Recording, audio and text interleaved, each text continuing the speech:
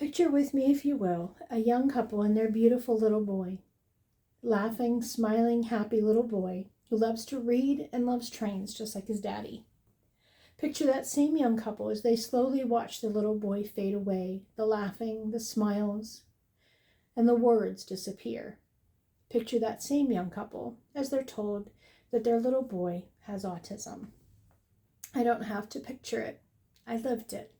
Almost 30 years ago, my husband and I were told that our son Andrew David had autism. I want to tell you our story, his story, the story of the diagnosis, the early intervention that he received, the education struggles and stereotypes that we faced. But I want to tell you about his successes and the goals that he's reached and continuing to reach. And oh, what a story it is.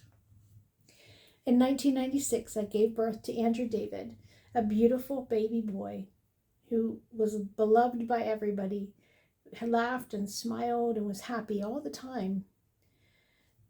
Loved to read, carried a book with him everywhere he went, still does, and loved to learn. He still loves to learn.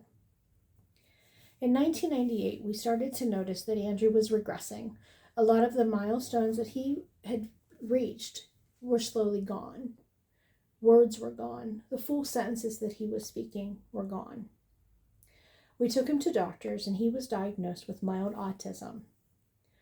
Autism, according to Dr. Stephen Shore, who is an autistic professor and author himself, is the non-standard way of perceiving, processing, and interacting with the world.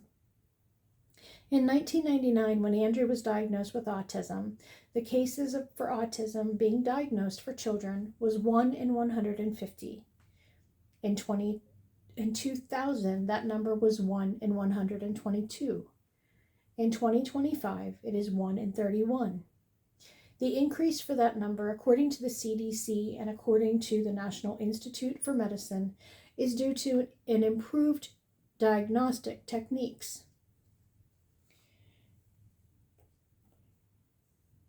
Andrew David was enrolled in an early intervention program where he received physical therapy, occupational, and speech therapy.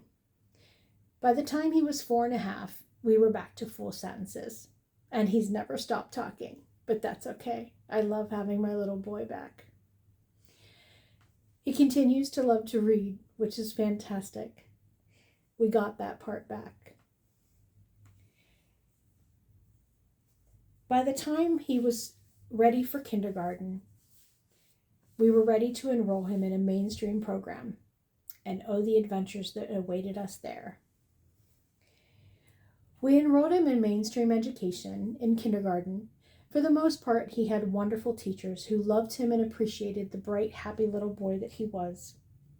But we encountered some teachers who didn't understand autism and who stereotyped him as lazy, unable to be educated, and not worth trying for.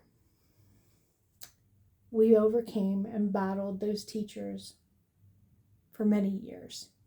Andrew was enrolled in mainstream education with an IEP for accommodations for test taking and writing skills. Andrew also faced bullying. He had a lot of people who didn't understand him. Andrew David loves history, and because of that, he speaks differently and has different manners. Andrew has always said that chivalry for him is not dead. He loves to bow to people and say, "Have a good day, ma'am. Have a good day, sir." That doesn't go over well when you're in elementary school and junior high and senior high. But Andrew didn't let that stop him. He did well in school, and in fact, his last 3 years of high school, he finished without an IEP. Graduated from Ashland High School, and then went on to Ashland University, where he majored in creative writing. This love of history and this love of writing has led to a bright and amazing future. Andrew has been writing since he was 7 years old.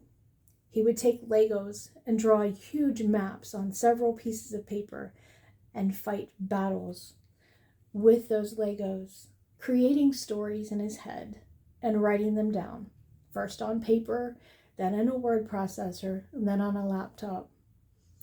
That love of writing and that love of history and mythology and languages has served him well. Between getting the education at Ashland University, Andrew has now published 2 books. His first book is called Channel 31, and then it's a short horror story. His second book is called Christoph, A Most Tormented Soul. I am not a sci-fi fantasy reader. That's not my normal genre. But this book captured me on page 1, and I forgot that it was written by my son. He has a love story that is unbelievable for someone who has never experienced romantic love. It's amazing. I am so proud of my son and what he has accomplished, what he has overcome. The struggles with diagnoses, the struggles with education and stereotypes and bullying, he's overcome it all. And with the same sense of grace that he has always shown. I am so proud of what he has achieved. I am so proud of what he has accomplished and what he is continuing to accomplish. He's writing more books, and I couldn't be prouder. I want to close with 2 quotes. One from Dr. Stephen Shore that says, if you've met an autistic person, you've met one person with autism. And from Dr. Temple Grandin, a professor who also has autism and who has written more books than I can even remember. And this quote, when she was asked about being autistic, it's that we're different, not less.